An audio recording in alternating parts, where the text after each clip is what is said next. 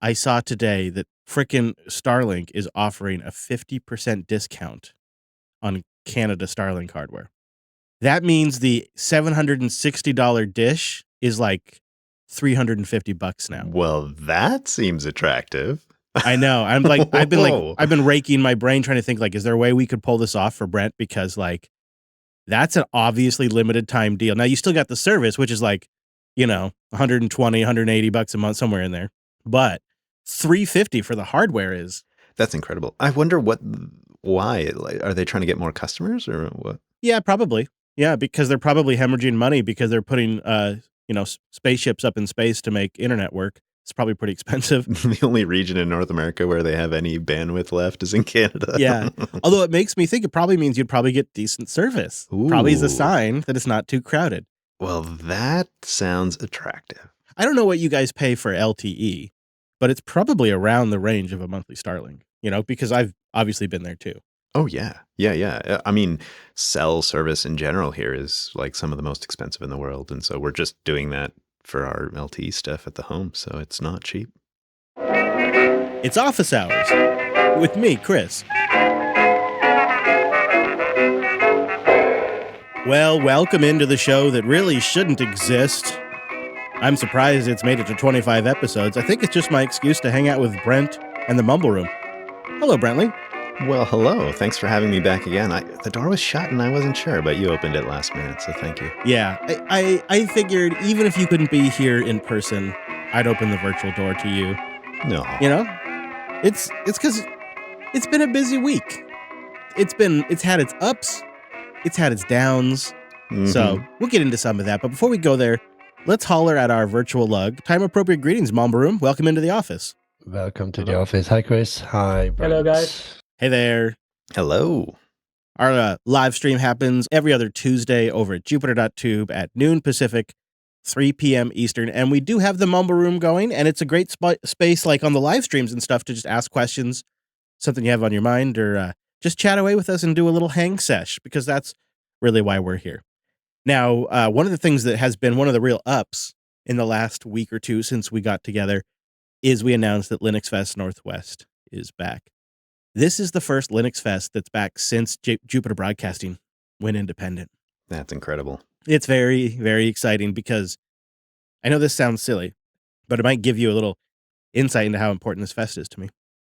When we went independent, one of my very, very first thoughts before we'd even announced it was, what are we going to do at LinuxFest? Like, this is our opportunity. Like, what are we going to do?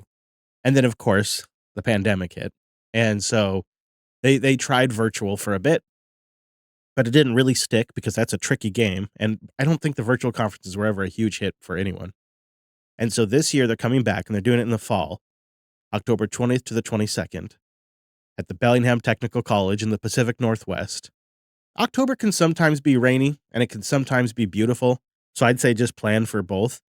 But this is as close to a JB Fest as we're going to do. We were going to do a JB Fest. And then when the LinuxFest crew reached out and said, hey, we're looking for help. And I think if we can get that help, we're going to do another go at a LinuxFest. And I said, yes, we'll be there. And so we have been participating for about the last 8 weeks behind the scenes with LinuxFest to help organize this. And I am more than happy to put my JB Fest plans on the back burner and focus on LinuxFest, a fest that can be for everyone. And it is truly one of the great fests because not only is the venue fantastic at the Bellingham Technical College, but the people that go are a lot of the doers, the makers, and the learners, not the salespeople. Not that salespeople aren't welcome, they absolutely are. But I'm just talking about the vast majority and the general vibe. And the technical sessions are some of the best, and they're held in college classrooms with like desks and projectors and like a podium for the person to actually sit at and present. So like an appropriate venue, it seems. It's great. The Bellingham area is probably one of the most quintessential Pacific Northwest towns. And if you're ever going to visit the Pacific Northwest and you wanted something that isn't like the standard tourist traps, like Seattle's great, but there's a lot of tourist traps down there. Bellingham is one of those like little areas that is truly great. So it's a great conference, a great venue, and a great location. And of course, the whole JB crew, as well as many of us that we can.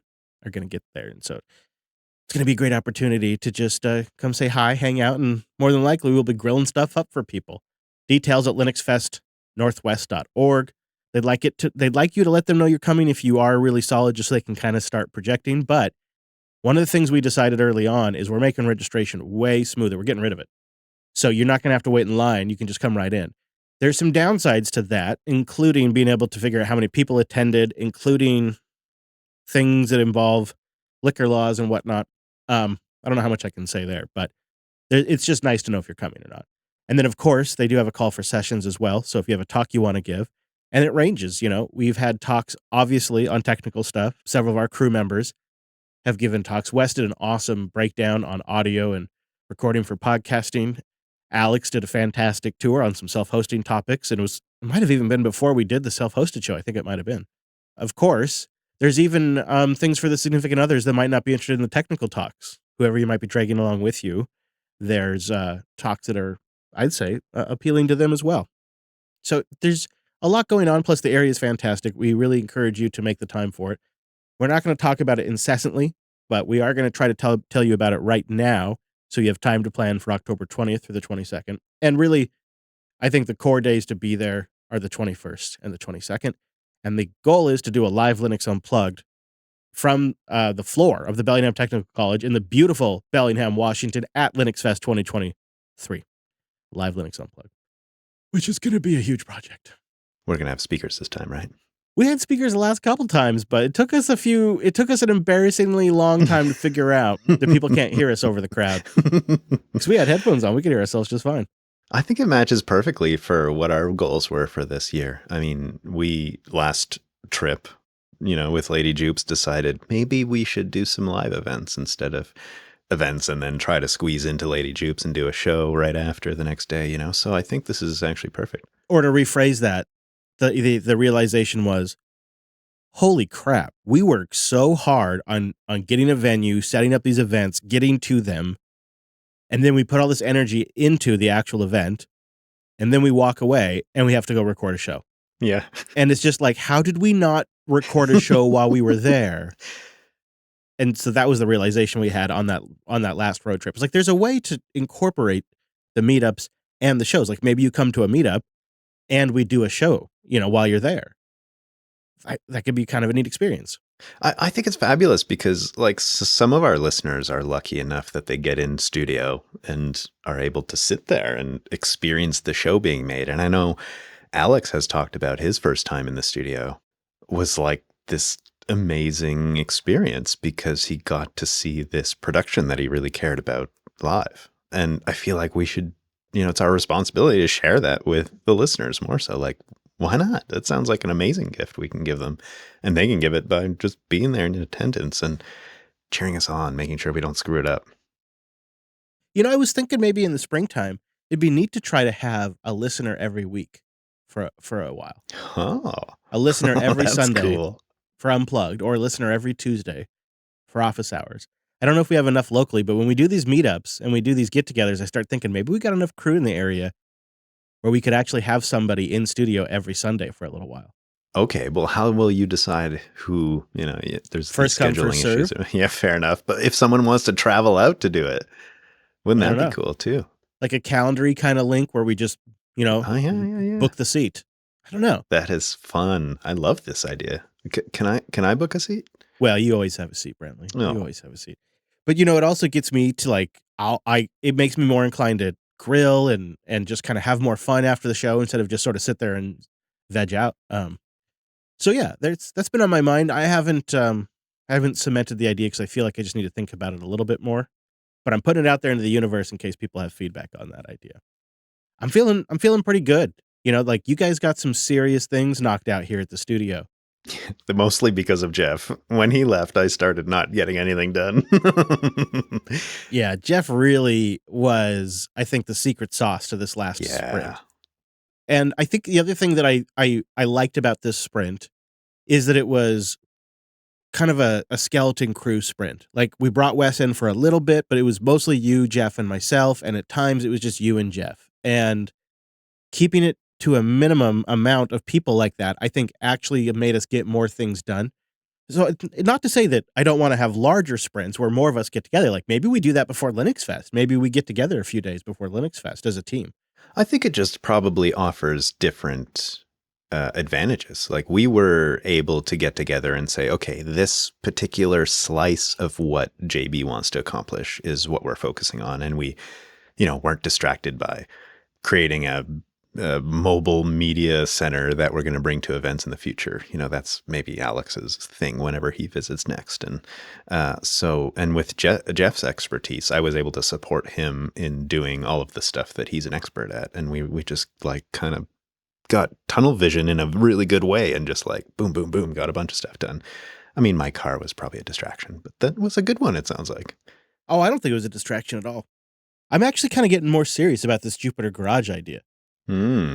So I'll just mention really quickly, if you want to hear more about some of the projects that Brent and Jeff banged out, make sure you check out LUP 500. It was a big episode, huge success. We got to the top of the Fountain chart. So thank you, everybody.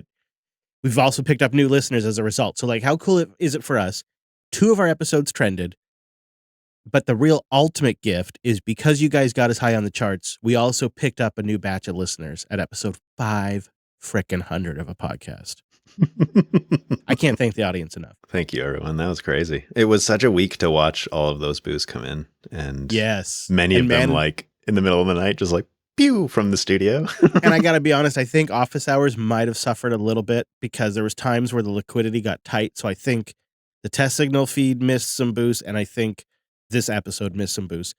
And it does stink because it makes me question the whole self-hosted setup. But I think, at the same time, I feel like pretty good about, I stepped up, I managed the liquidity, I figured out how to do this new system where I've opened up a bunch of channels, and it got me to kind of like look at some of the channels that I have and kind of reorganize things and get my Fountain channel in better shape and get my podcast index channel in better shape. So ultimately, I actually think the node's in a better position than it was before LUP 500, but it took me a few days into it just because we were doing so much stuff and we were shutting it down sometimes. So if I at any point missed anybody's boost, just let me know and I'll do a make good. But back to your car. Let's talk about that. I think actually it may be one of the things that I enjoyed the most about your visit. Wow. Really? Yeah. Okay, tell me more. I'll explain. But first, linode.com/Jupiter. Head over to linode.com/Jupiter and give them a little bit of a hug. You know what I'm saying? Like, let them know that you appreciate their super long-term support here at Jupiter Broadcasting. And maybe in that hug imply that you would like even more support for even longer. And the one way to do that would be to give them a little bit of a hit at that linode.com/Jupiter. And while you're there, why not take advantage of that $100? They're going to give you $100 to try out Linode, kick the tires for yourself. And $100 means you can actually try things, right? You can actually deploy multiple different systems in different areas. You could try out things like their S3 object storage. What I find about Linode is the more you use it, the more you appreciate it. So I think that $100 is probably pretty key to the adoption because there are details and aspects to it. There's finesse about it that I still am learning to appreciate like 3 years later. I have a friend who's been using Linode for a decade, and they've been using Linode for as long as they have because Linode started with just this realization that, gosh, the Linux kernel's getting some great features. And I think this is like seriously like back in the early 2.6 era. Like, look at this user mode Linux stuff. I think we could do something with this. This is before we'd ever even called it the cloud. Like, I'm serious. Like this, they've really been at this for a long time, and they began at the first principles, and they've been building something that is incredible, competitive, and always getting better since then. They've got 11 data centers today. They're bringing on another dozen this year. They are their own ISP, so the connections are incredible. Something else they do that's clever and really enjoyable is they support like all the distros, and they'll also mirror the repos, and the repos are current. Like, you do an update, and it will slam down faster in your machine than your SSH session can update. It's just like the Matrix code, man. It's just like, you know what I'm saying? Here, let me do it one more time just to make sure you got it. You got it now? That's how fast, like that. That's how fast it is. Now, I know your system's pretty fast. I got a nice system over here. I got a nice system over there. And it's like burp, right? When I'm downloading the package, it's like burp, burp, burp, right? But when I'm on Linode, it's like burp, You see what I'm saying? That's way better. And you can see what I'm saying by going to linode.com/Jupiter and getting that $100 and trying it for yourself. Go from burp to burp. Try it. You're going to love it. I do. I love the speed. linode.com/Jupiter. You know what I'm talking about, Brent. Oh, I had to mute myself because that was so lovely. Thank you for that. So I've been getting more serious about this garage stuff. Like, it kind of started as, well, you know, if I'm being honest, I got too many vehicles. Even my home is a vehicle. And you guys know what I'm talking about. It's like the service technicians are getting worse and worse and worse. They just Plus, don't care as much. They have the compounding pressure of the EV industry getting bigger and better and growing in adoption, which have none of these mechanical parts that need oils and whatnots. And so you just have like this lower and lower quality in the technician, and you have this beginning to age out technology. And I thought, well, I'm not in a position to get a $60,000 EV anytime soon.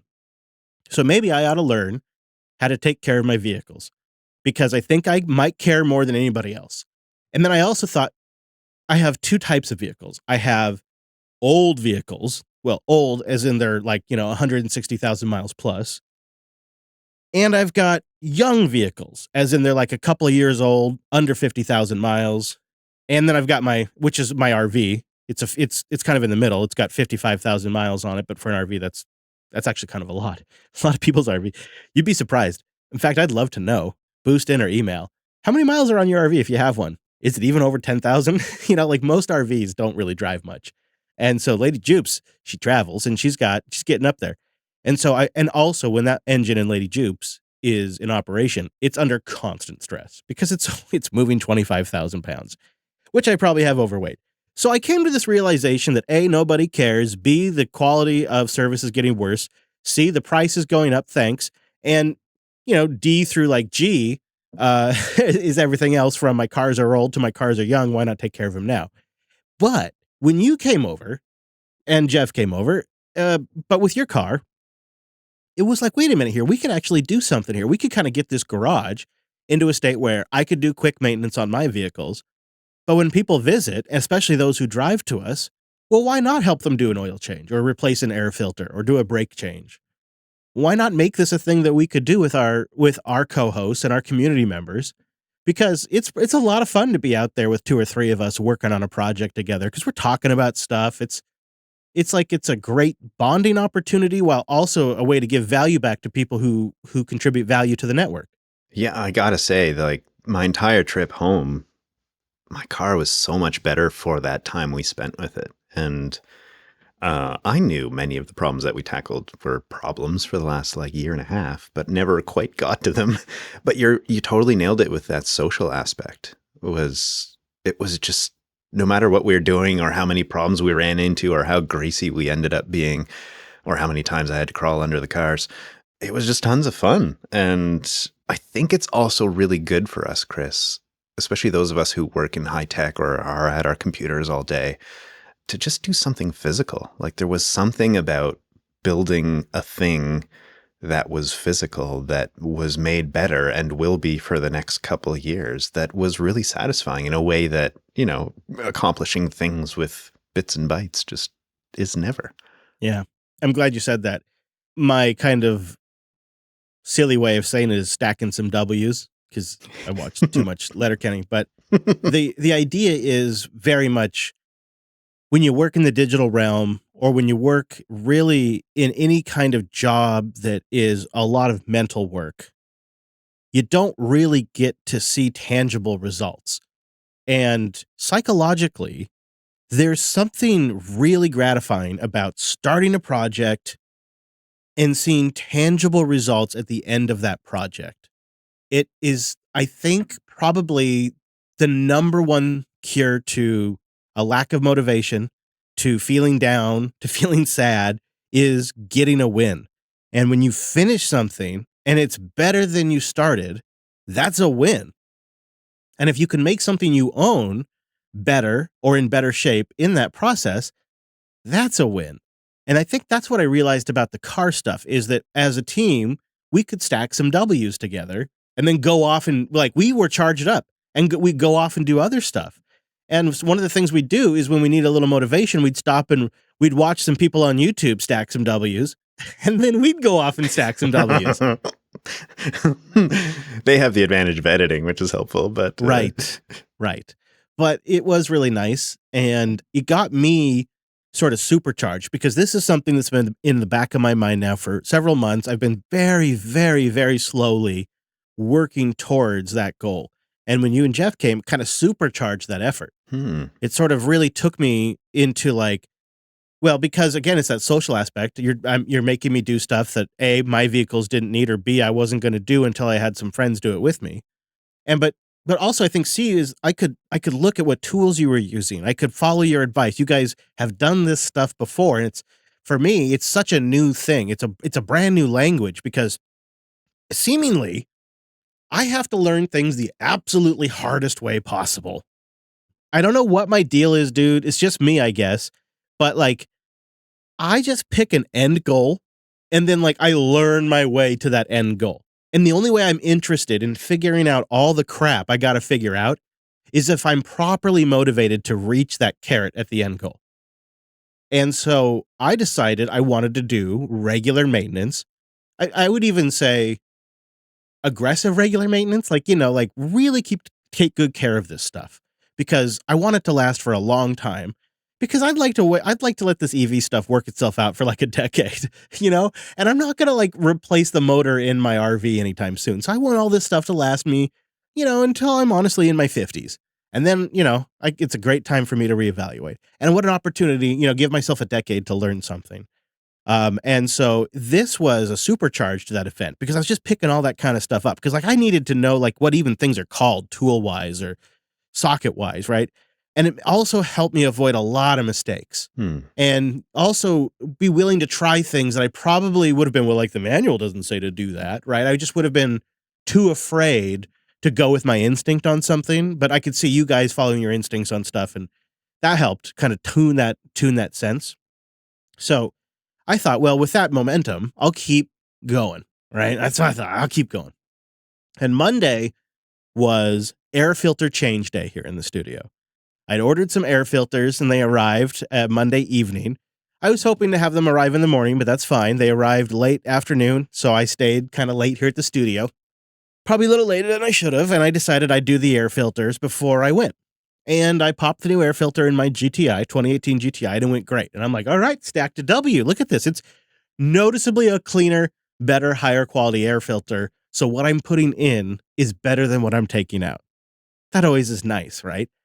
But in the back of my mind, since we worked on the GTI while you were here, I was slightly concerned that maybe we had not fully filled the oil. I thought it was probably around 70%. And I have had it drilled into my head by multiple mechanics and multiple people online and YouTubers that it is exceedingly essential that you don't let your oil go too low in this GTI because the oil pressure is really important. It's used for lots of things beyond just what other cars use it for. Whatever, I don't know. So I'm like, all right, I'll keep checking it. And I did look at it. I did the old dipstick check, and to me, and I have a picture for those that are watching on PeerTube. To me, it looked like, and of course, the way I had to take it for the camera, it actually dripped down a little bit, but it looked like it was probably about 60, 70%. I checked it when it was warm. I checked it when it was cold. It's hard to really get a good, clean read on this thing because when you pull the dipstick out, it drags oil and it kind of smears it all up the stick. So it's hard to get a good read. But when I could get a good read, it looked like there was probably a little room for oil going by the manual. It looked like there was a little bit of room for more oil. And I thought, okay, well, one of the things you can really do to destroy this GTI is run it without enough oil. And then as they get older and they burn oil, it becomes a real problem because you don't want that oil level to drop too low. So I thought, what I'll do is I'll just pour a little bit of oil in, just a little bit of oil, because you can always add more, right? But you can't really take out without going through some hassle. So I'll put half a notch on the bottle, maybe not even a full notch's worth of oil on the bottle. I'll pour that in, just half a notch. Pour that right in. Because that's just a tiny amount. Would that even register on the dipstick even? I wondered. And so I pour it in. I check the dipstick. And the dipstick's looking about exactly the same. Almost like I hadn't even added any oil. So I think to myself, all right, well, maybe if I run the engine and then I check it again, I'll actually see where it's at. So I start up the engine, and what happens next absolutely shocks me. I step out of the driver's door, and this engine, it kind of makes like a little bit of a sputter noise, and then it just starts rocking back and forth in its place. And of course, I may be over-exaggerating because it seemed really scary, but I'm telling you, that thing was moving. What are these engine mounts made out of Jello? I don't even know, right? So of course I move quick and I jump back into the driver's seat and I turn off the engine. And I come around over here and I'm like, wow, I guess that's what it must do when it overfills. I check the oil level and it reads it's like at 50%. That dipstick is the worst dipstick in the world. So I don't even really know what's going on at this point. So I set up a code scanner and I run that and I get a P0302 code. Oh, yeah. And of course, that is a sign that the engine probably has a misfire, right? And cylinder 2 isn't firing correctly, which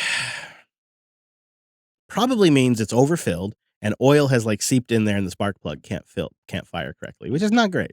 Not great. And I check the dipstick again. It looks exactly the same.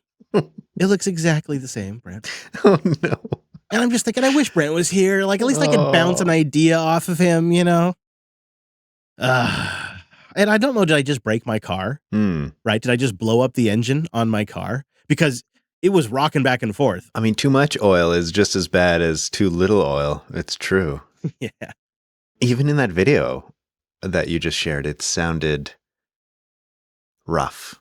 Yeah. That's a smooth car. That car just purrs typically, and it sounded notably different in that clip that you grabbed. Yeah, it still does too. Which worries me. And so what's the conclusion? Where did you get? So I went online, of course, because what else are you going to do in that moment, right? So I'm just all right. I remained calm, thankfully. I think I've successfully remained calm. And I just sort of sat in the car and I Googled around for, GTI, too much oil, P0302.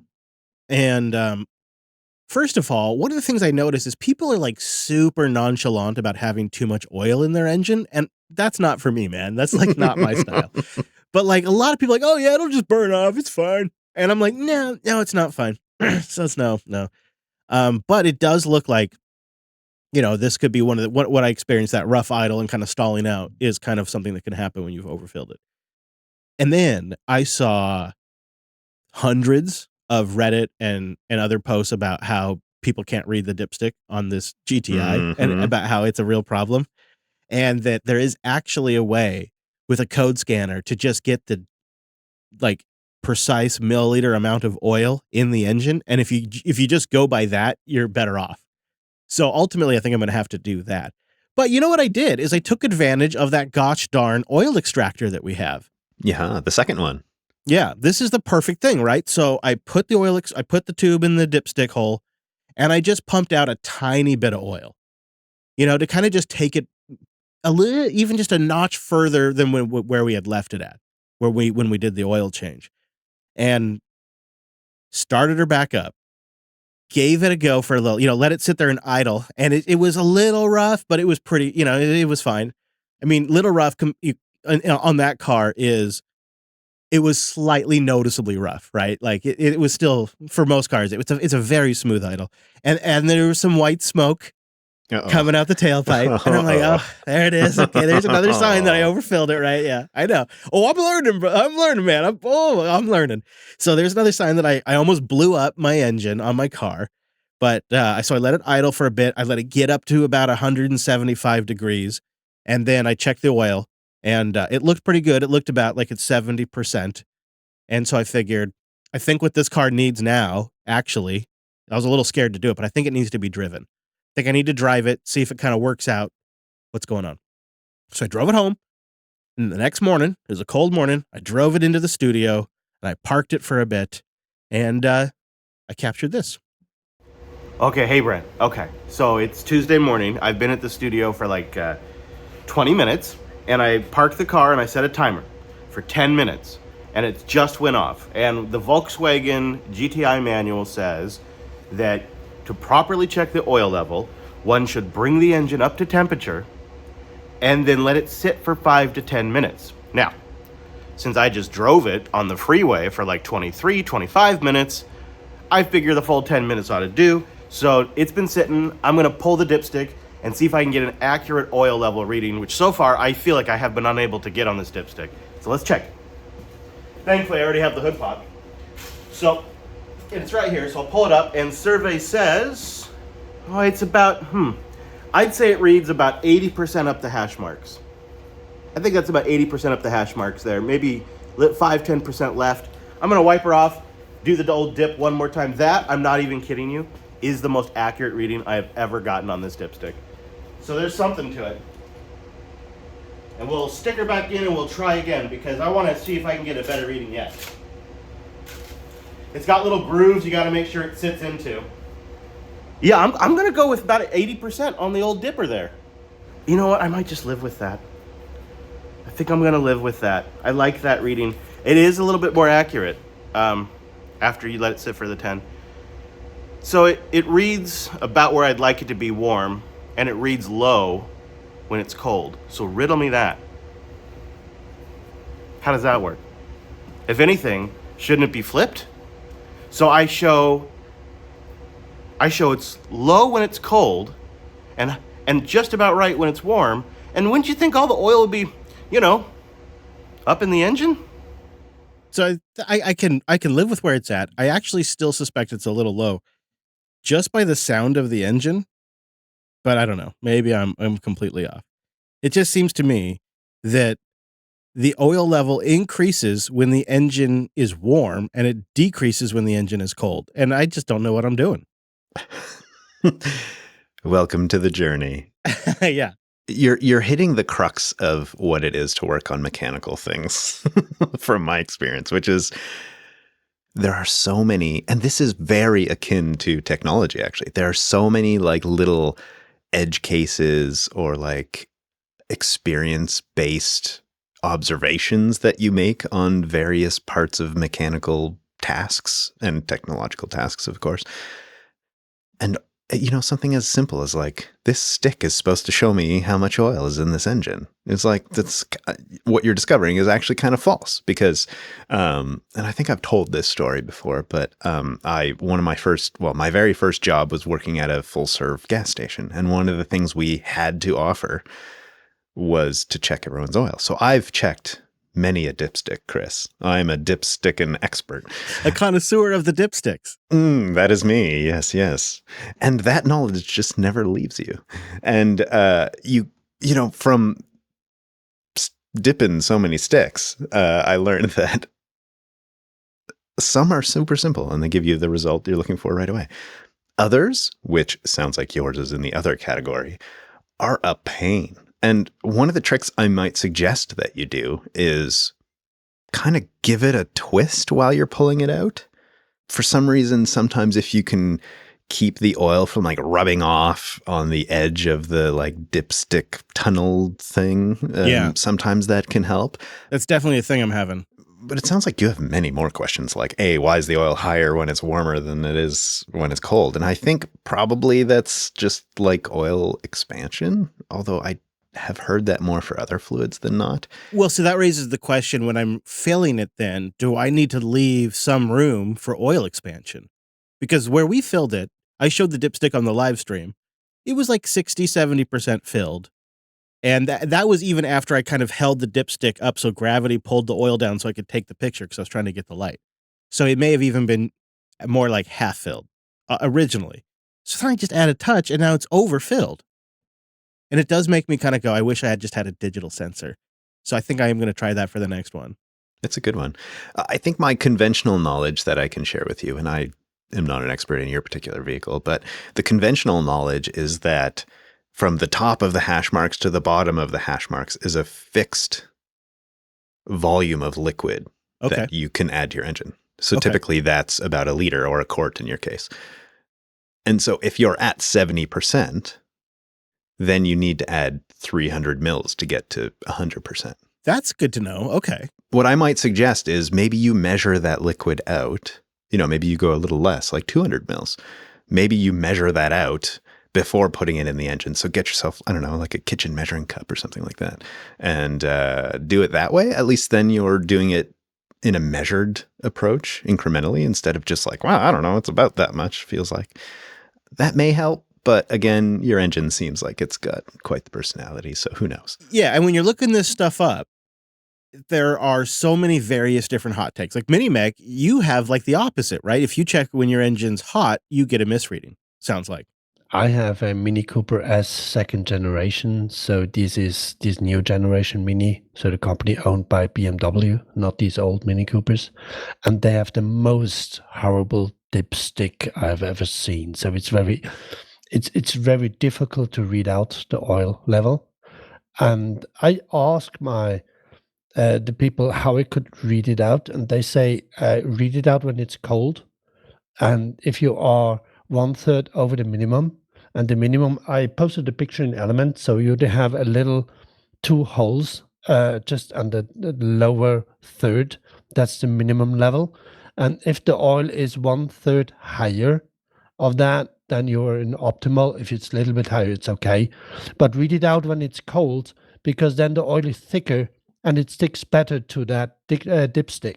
If it's warm, it is very, very difficult to read it out. You have no clue how high your oil level is, so it's really difficult. So that's the experience I have. Interesting. It is an analog world, right? My whole background is in troubleshooting digital problems. It's also hilarious how the dipstick technology hasn't changed for like 150 years. We're still having the same problems.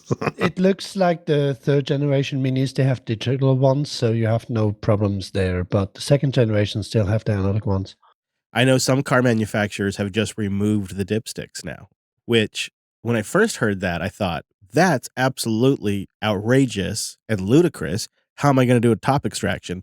But then now, after having this experience, I'm like, yeah, I think I'm going to use a digital meter. I think I'm done with this dipstick BS.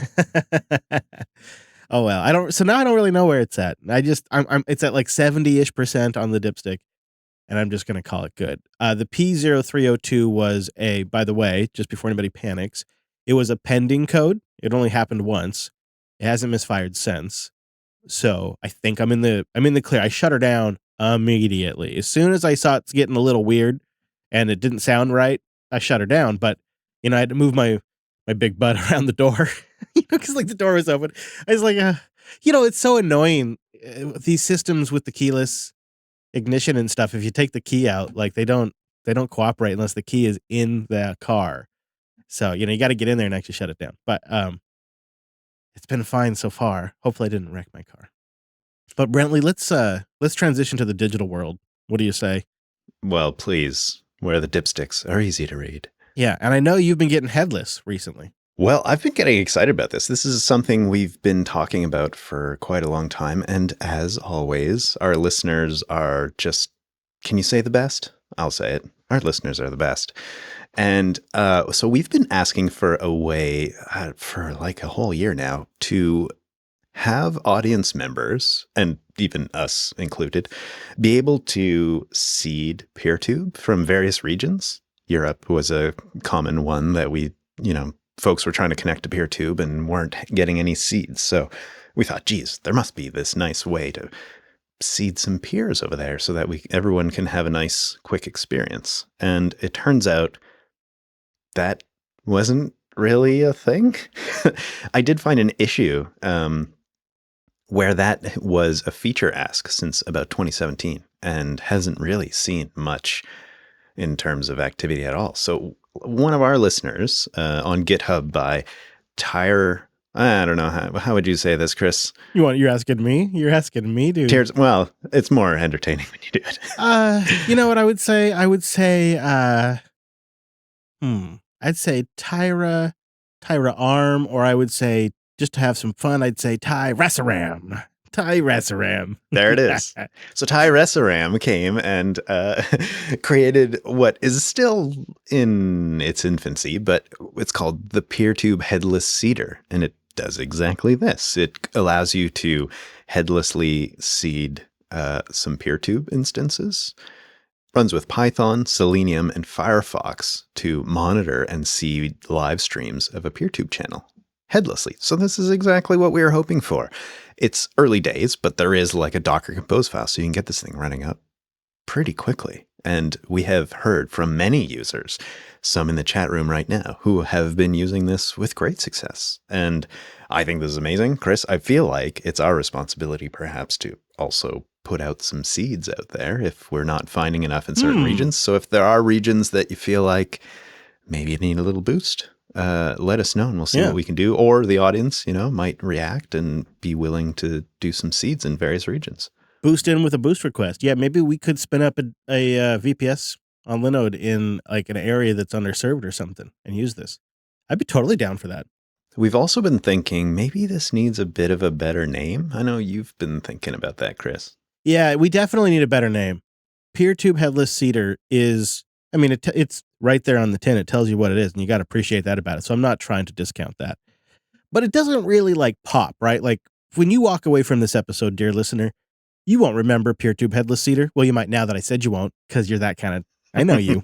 I got you. But you know what I'm saying, right? Like the name just doesn't pop. It needs to be like Headless Seeder 5000, right? Or it needs to be something that is really kind of like over the top. So you remember it like PeerTube CDN Killer, something like that, but maybe not that, but have some punch. So my initial reaction when you asked for a new name for this was, I don't know why, but I first thought of Professor Fink from The Simpsons, like, and he's the inventor guy. And so it turns out, of course, the internet has lists of all of his inventions. And I don't know if they're so good for this project. Some that kind of stood out for me was like, one of them is the radio source finding ear trumpet. No. Or another one is hoaxoscope or hamburger earmuffs. No. And I don't think they're really appropriate. So I think we need a little help here to try to see if we can come up with a name that's a bit maybe more memorable. I mean, hamburger earmuffs is memorable, but I don't think it quite fits. So help. Yeah. But thank you to Terrasisam for coming up with Terrasisam for coming up with that. That's really awesome. Now it's up to us as a community to take it even further and actually implement it.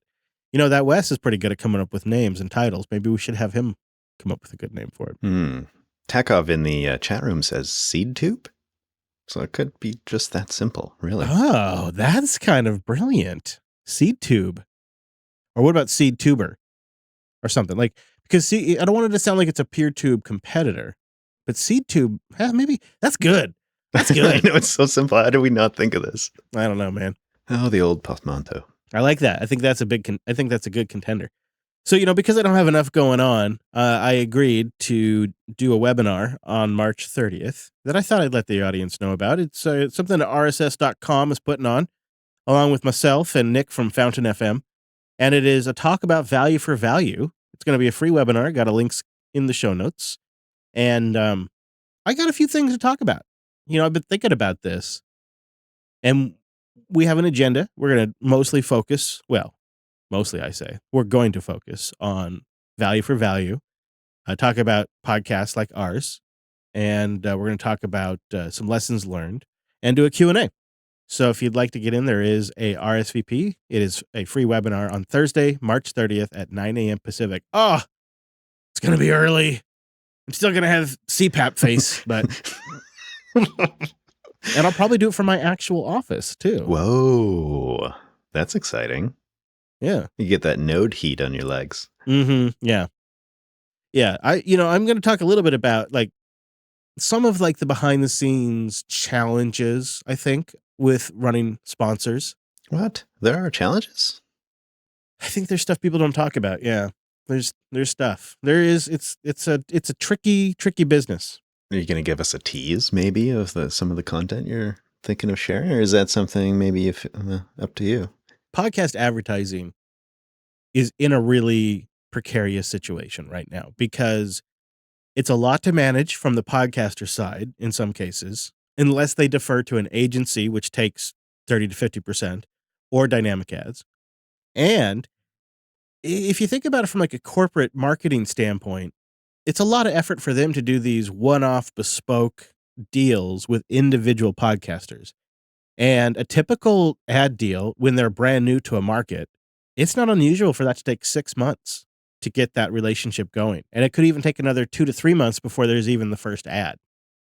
That process takes a lot of time if you think about it from a corporate resource standpoint. It takes a lot of time on the podcaster standpoint too, but that's their business.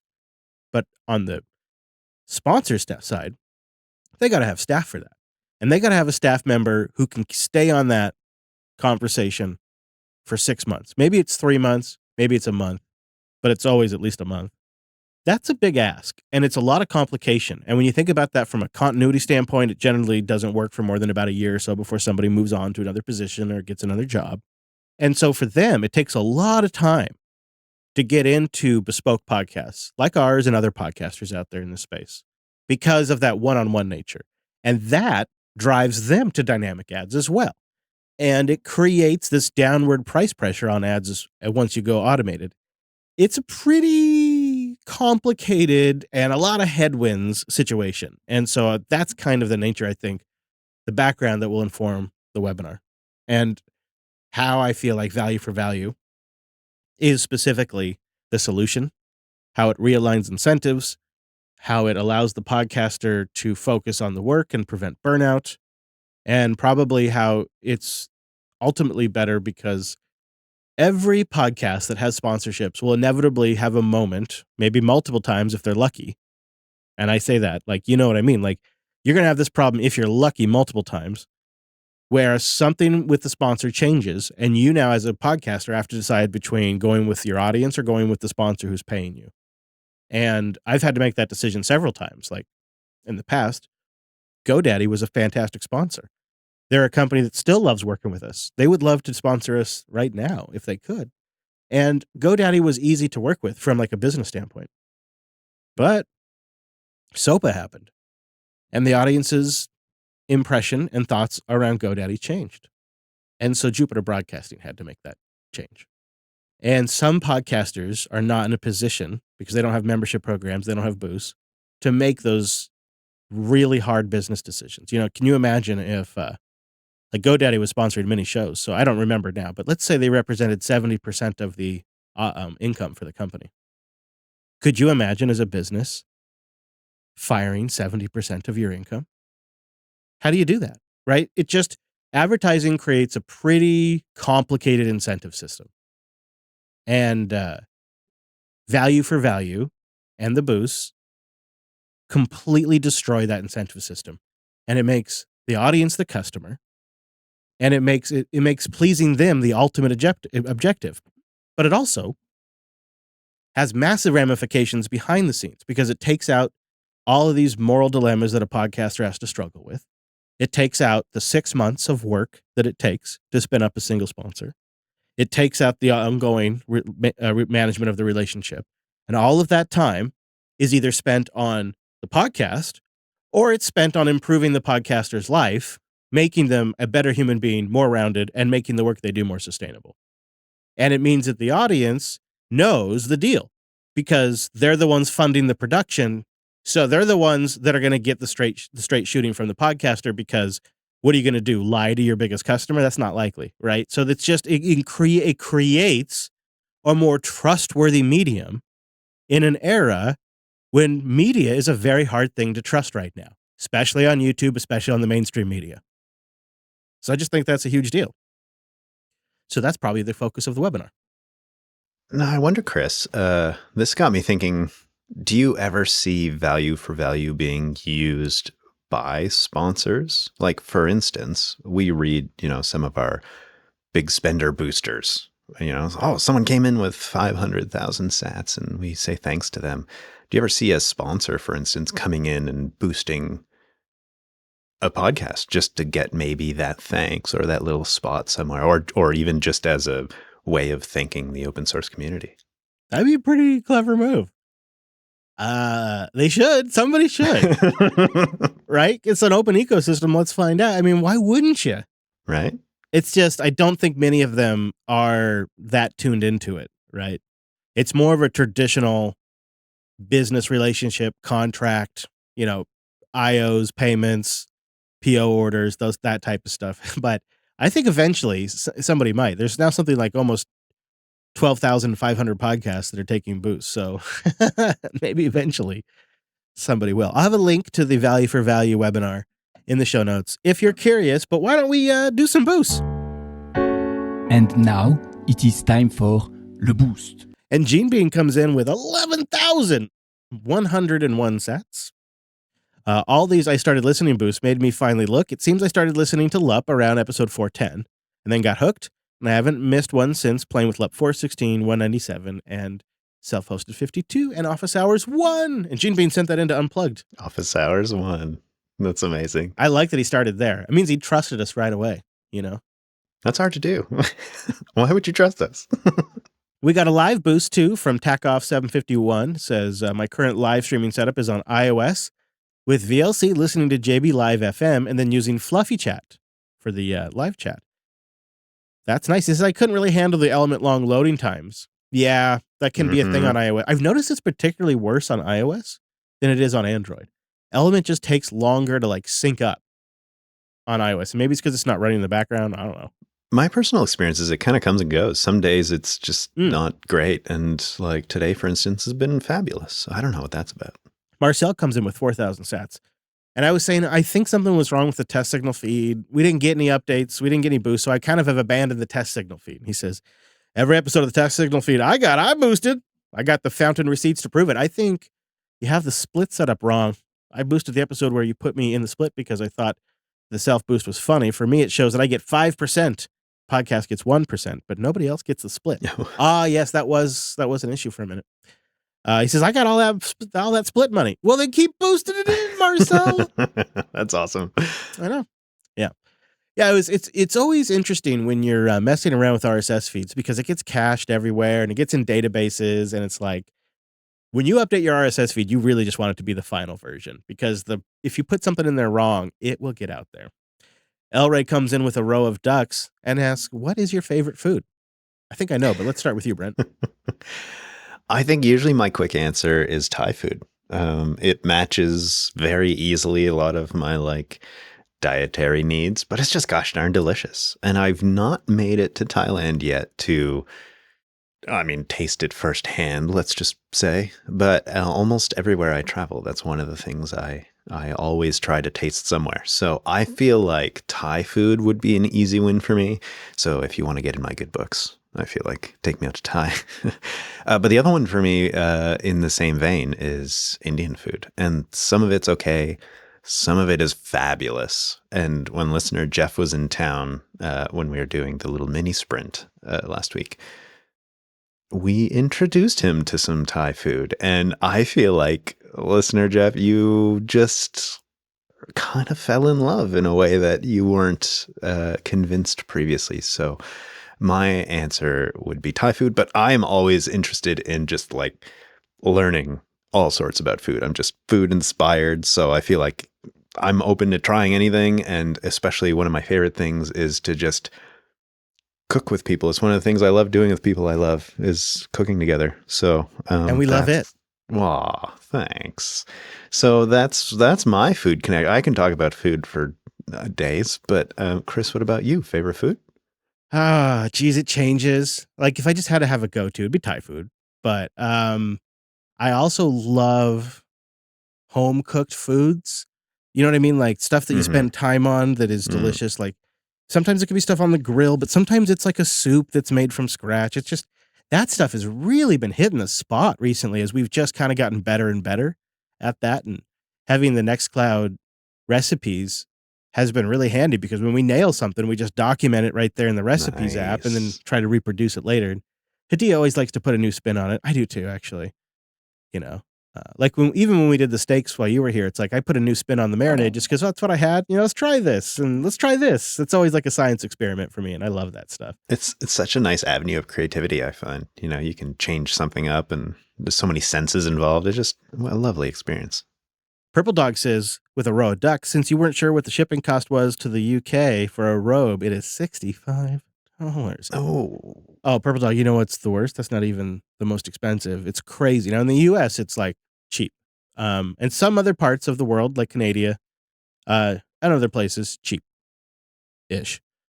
But man, oh man. And we tried like the Dickens to get a facility over in somewhere in the EU that would make it at least cheaper. And they were turds. I'll just put it that way. We had a pallet of robes headed their way, showed up at their door, and they said, I changed our mind. No, I think they were just jealous. As if. Yeah, now watch, they're going to start selling the robe. Mm-hmm. Hey, E-Rock sends in 2,500 sats. My bid is to call the giraffing tag issue the giraffining. Last week, we decided to name the tag with an emoji, or name the show, I should say, with an emoji. Sort of as a test of our system. It was a risky proposition. It was a very risky proposition. I mean, I feel like it was your idea, right? It wasn't my idea, so it was your fault, really. If you've not noticed, I kind of get thrills from breaking things. Yeah, but then fixing Chief QA them. guy. And I wasn't sure what was going to happen. I know I talked about the issue of having the giraffe in some tags for our recent episodes, and that had some interesting challenges. But I didn't know what was going to happen if we just named it as the title. And I mean, it kept us from having to come up with a more intelligent title because, you know, photos are worth 1,000 words. So best title ever. I remember the post-show discussion was specifically about you being a chaos monkey. That's what I recall. Yeah. And so it turns out nothing broke, which was sort of surprising. Thanks to Wes. You're right. Like, the thing that I always forget is that we make video versions of these shows available on our YouTube channel. And those have to be rendered. And when you are trying to pass an emoji to a script that's going to render a video with FFmpeg on the command line, I think it creates issues. So yeah, luckily Wes is an intelligent fella and he saw this coming before it was published. So thank you, Wes, for working extra hard to make that okay. But that seemed to be the only thing that went wrong. We got many reports from listeners as it published saying, no, everything seems fine in my podcatcher, and various apps just seem to show it just fine. And you thought yours was broken for a bit, but it turned out you were just looking at the wrong episode or something like that, and everything seemed fine. So actually, boring success. It was a boring success, thanks to Wes's efforts. But what I was impressed by is all the podcast apps handling it as well as they did. I thought that might be where it would break. All right, Faraday Fedora comes in with a row of ducks. Thanks for the insights. Shout out to all the members helping keep things going. Also, I have to say to the sponsors you pick, they've been great. But if you thought about doing a trash joke episode on Office Hours, just go back to awful ads with some commentary on the ads in between. That could be fun. So you saying like I should react to my own bad ads? That could be a fun episode. Do I have bad ads? Ooh. Do I have bad ads? I don't know. I bet maybe. I don't know maybe. Well, I think maybe the sentiment here is like, what if we took a mattress ad or something? What would that look like? And I was thinking like maybe critiquing, like there are some GoDaddy reads where Danica and I texted and then I would read some of the text messages in the read. I can see that being a little cringy now. All right. Well, let us know. Refine the idea a bit, but I like it. 412 Linux comes in with 2048 sats. This is our last boost, so if I missed your boost, probably my bad, so let me know. He says, hey, gents, question for you. For someone that was a casual Trek watchers for years now, I watched the movies, I watched some TNG in the original series. Jeez, that's quite a bit, man. Where does someone begin with the all-new shows? Should I just start watching Picard, or should I start with the Strange New Worlds? Thanks. Well, I feel like Lower Decks feels like the place to start. Like it's easy to get into and it's just fun and it kind of has references to all of those past series. I feel like maybe that's the place to go. I could see that. I think Lower Decks is richer when you're more familiar with the canon, but it is a lot of fun without it. And it is kind of giving you hints at stuff you could go watch. So I think Lower Decks might be the best suggestion. Picard season 1 and 2 are pretty rough. Season 3 is being declared as some of the best Star Trek in the last 20 years. We'll see if it lives up to that. Whoa. I I disagree with that so far. I mean, we're only 3 episodes in, but yeah. Strange New Worlds is solid. Brent just recently finished that. I think you'd agree season 1 was pretty solid. I would easily watch it again. Discovery is about to be canceled, so you might as well let them finish their last season and then just watch it all in one go and get it over with. I don't even know if you need to be honest with you. I liked the first-ish season. There's some stuff in there that's... The first 3 episodes of all new Trek are good. That's usually how it goes. The first 3 episodes are all pretty good. And then it kind of goes off the rails there. But Picard, people are saying, hasn't gone off the rails by episode 4. So that's why I think why everybody's so excited is it made it past the 3rd episode and people still like it. So that tells you a little bit where the bar is. And I just personally finished up Enterprise, a rewatch on Enterprise, which is a bit sad because the show was definitely cut short. 4 seasons wasn't enough. And then the final episode is a rough watch, I have to say. So this is funny enough, one of the hardest questions that comes in is where do you start with Star Trek? I bought StarTrek.sexy, the domain, years ago, thinking I'd create a list of the There's definitive... still time, Chris. Yeah, maybe I will one day. You know, when I'm done doing this dang Office Hours podcast, you know? Because what am I even doing over here? Are you kicking us out? Is that what's happening right now? It's about time. It is about time. But I want to say thank you to the boosters who did boost in. It wasn't a huge showing this week, but I think I also missed some of them because it's been a busy couple of weeks and the node was down a couple of times. But I appreciate the support. It's a great way to support the ongoing production, but also thank us for the specific episode. You could become a member at Jupiter.tube. You get an ad-free version of Office Hours over there. And you know what I'm going to say is, geez, look at Bitcoin go. Well, everybody who's boosted in, your booster now doing more work for you. How about that? Isn't that nice? That's pretty cool. That's pretty nice. Thank you, everybody, so much for your support. If you'd like to boost in, I think the easiest way these days is to do it from your web browser. You can absolutely get a new podcast app and experience the tidal wave of new features. And if you are an Android developer, particularly familiar with Kotlin, the Podverse folks are looking for some help getting some bugs worked out over there, and including just helping them get a really nice, solid Kotlin dev environment set up going. If that might be something you're familiar with, reach out over there on our GitHub for Podverse. And new podcast apps for all of the new apps over there. And of course, there's lots more to share. We have many things we're working on. We'll be talking about on future episodes of Office Hours. So what is it, Brent? officehours.hair still? It is. Yes, it is. How could you forget? Well, I'm going to shut it all down.